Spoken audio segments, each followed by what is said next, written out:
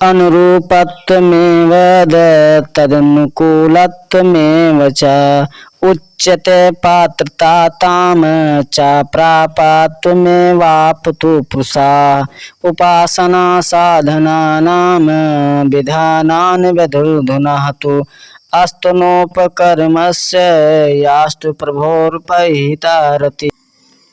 एक संत मधुर वाणी से प्रभु की शरण में जाने के सत्परिणाम एवं दुष्कर्मों के प्रतिफल की चर्चा कर रहे थे। सुनने वालों में एक डाकू भी बैठा हुआ था, जिसने कथा के तुरंत बाद पंडित जी को तथा आए हुए धनी व्यक्तियों को लूटने की योजना बना रखी थी। वो कथा सुनने के उद्देश्य से नहीं आया था, परंतु जब उसने तुलसीदास, अजामिल, गणिका, बिल्वमंगल का जीवन बदलने व भवसागर तरने की कथाएं सुनी तो तुरंत ही उसका हृदय परिवर्तन हो गया। जिन मार्मिक शब्दों में कथा सुनाई गई थी, उन शब्दों ने डाकू को उसके दुष्कर्मों पर चिंतन व पश्चाताप करने को प्रेरित किया। कथा समाप्त होते ही वो पंडित जी के चरणों में गिर गया और क्षमा मांगने लगा तथा आगे जीवन सुधारने के लिए उपाय पूछा। पंडित जी ने उसे समझाते हुए कहा, हे वत्स, मनुष्य को ईश्वर ने अपनी इच्छानुसार कर्म करने की छूट दे रखी है, इसीलिए मनुष्य भौतिक चकाचौंध से भटक जाता है। यह जीवन कर्म अनादि काल से चला आ रहा है। मनुष्य को ईश्वर ने अपनी दिशा धारा, जीवन क्रम और गतिविधि अपनी इच्छानुसार अपनाने की छूट दे रखी है। मनुष्य को वही कार्य करने चाहिए जिससे सबका हित हो। यह सुनकर डाकू ने अपने जीवन की दिशा ही बदल दी और वो सत्कर्म में लग गया। महाप्रज्ञ ने मनुष्य के कष्टों का कारण बताते हुए कहा, हे महाभाग, ईश्वर ने मनुष्य को इतनी शक्ति और साधना दिए हैं जितने संसार के किसी प्राणी के पास नहीं है। शक्ति और शरीर बल तो पशुओं के पास भी हैं, पर बुद्धि, कौशल तथा अपना मार्ग चुनने की छूट ने मानव को सब प्राणियों से विशिष्ट विभूति संपन्न बना दिया है। ईश्वर ने उसे प्रत्येक मार्ग में स्वतंत्र रूप में कार्य करने की छूट दे दी है। हे महामुने, इस स्वतंत्रता का उपयोग कौन किस प्रकार करता है, ये परीक्षा का विधान सभी के सामने है।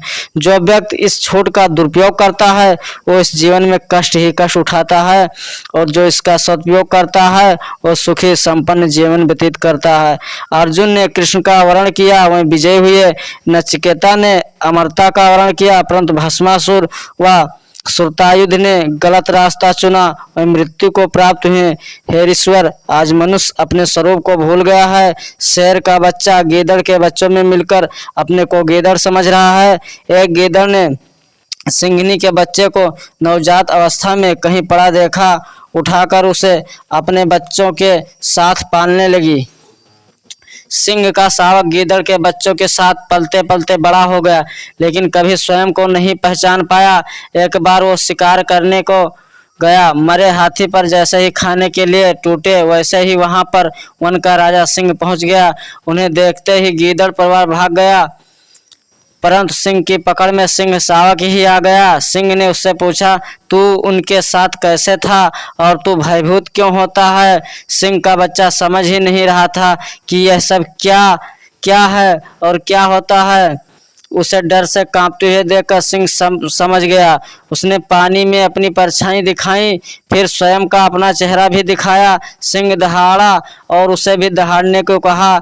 तब जाकर उस बच्चे को अपने भूल हुए आत्मस्वरूप का भान हुआ और वो सिंह बिरादरी में शामिल हो निडर होकर विचरण करने लगा। आज समाज में भी ऐसे लोगों की संख्या अधिक देखने को मिल जाती है जिन्हें आत्मबोध नहीं है। यदि राजा स्वप्न में अपने को भिखारी समझता है तो यह आत्मस्वरूप की विस्मृति है। एक राज्य का यह नियम था कि जनसाधारण में से जो राजा चुनकर गद्दी पर बिठाया जाए, उसे 10 वर्ष बाद उसे निवड़ एकाकी द्वीप में छोड़ दिया जाए, जहां अन्न जल उपलब्ध न हो। कितने ही राजा इसी प्रकार अपने प्राण गंवा चुके थे। जो अपना राजकाल बिताते थे, उन्हें अंतिम समय में अपने भविष्य की चिंता दुखी करती थी। तब तक समय पूरा हो चुका होता है। एक बार एक बुद्धिमान व्यक्ति जानबूझकर उसी समय गद्दी पर बैठा जब कोई भी उस पद को लेने के लिए तैयार न था। उसे भविष्य का ध्यान था। उसने पूछा, मुझे केवल यह बता दीजिए कि मुझे कहाँ जाना है। यह जानकर उसने उस द्वीप को अच्छी तरह देखा। वहाँ खेती कराने, जलाशय बनाने, पेड़ लगाने तथा व्यक्तियों को बसाने का कार्य आरंभ कर दिया। 10 वर्ष में वो नीरो एकाकी प्रदेश अत्यंत रमणीक बन गया।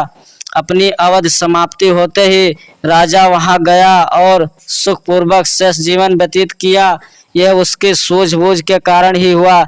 इसी प्रकार जीवन के थोड़े दिन स्वतंत्र चयन के रूप में हर व्यक्ति को मिलते हैं। इसमें वर्तमान का सुनियोजन और भविष्य की सुखद तैयारी जो कर लेता है वो दूरदर्शी राजा की तरह सुखपूर्वक जीता